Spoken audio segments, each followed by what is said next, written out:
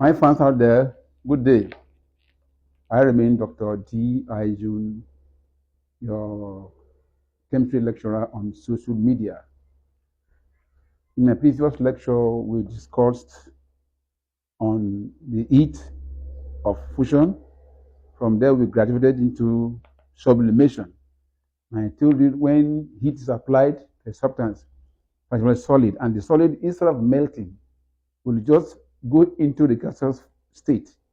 That process is called sublimation. We give an example of iodine. When heated, will go straight from the solid state to gaseous state.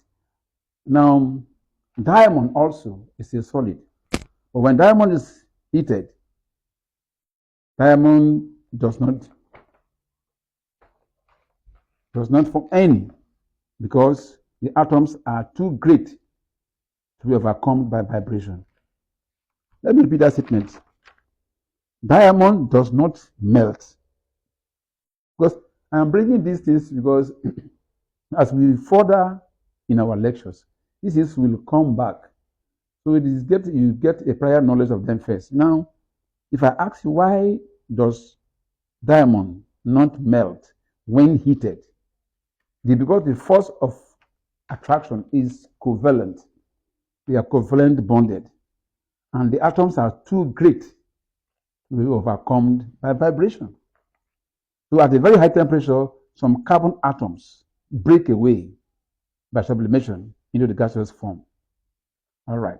So now, what we discuss today is now evaporation. Evaporation.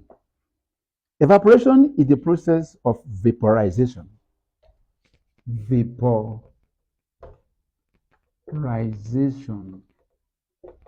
Evaporation is the process of vaporization of liquids at all temperature, even at zero temperature. Substances can still vaporize. So particles in a liquid, for example, are equally attracted by the neighboring molecules or neighboring particles in all directions, either to the right or to the left, to the front or back. So each particular particle is surrounded by neighboring particles or molecules or atoms.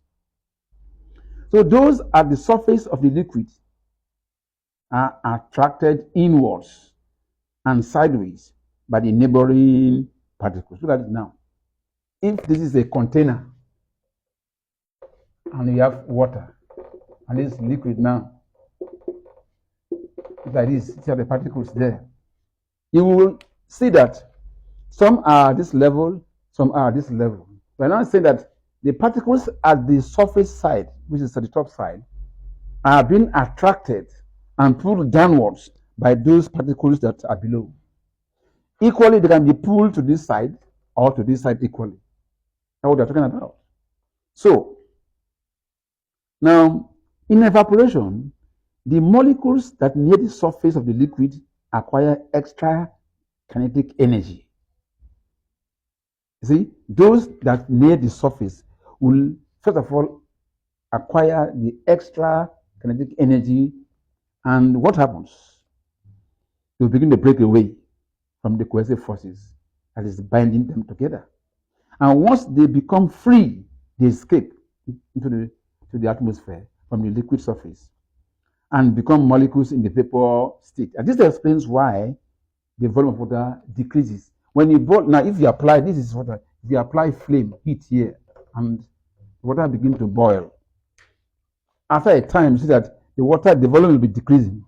The reason is that as the vapor is taking place, it means that it is the particles that were there before are now going off from this container.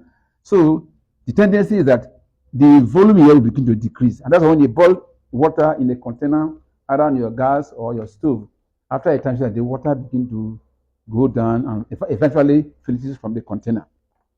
So since evaporation results in the escape of energetic particles from the liquid body, the average kinetic energy of the liquid is lowered. It's lowered. Now this results in what? Drop in temperature of the liquid. Evaporation of a liquid occurs at all temperatures, but the rate of vaporization increases with increase in temperature. The rate of evaporation also depends on the type of liquid. Listen again. Let me take this once again. One, that the evaporation of a liquid occurs at all temperature. It's not only when you heat up. At all temperature, evaporation can take place. Then we say that the rate of evaporation increases with increase in temperature. So if we increase the temperature of the substance, then the rate of evaporation will also increase.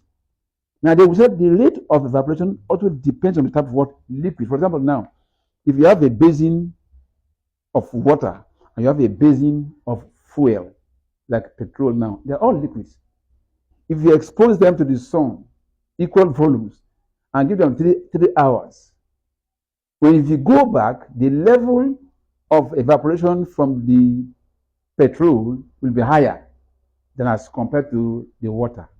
You see? So, evaporation increase or the fastness also depends on the type of liquid that it is.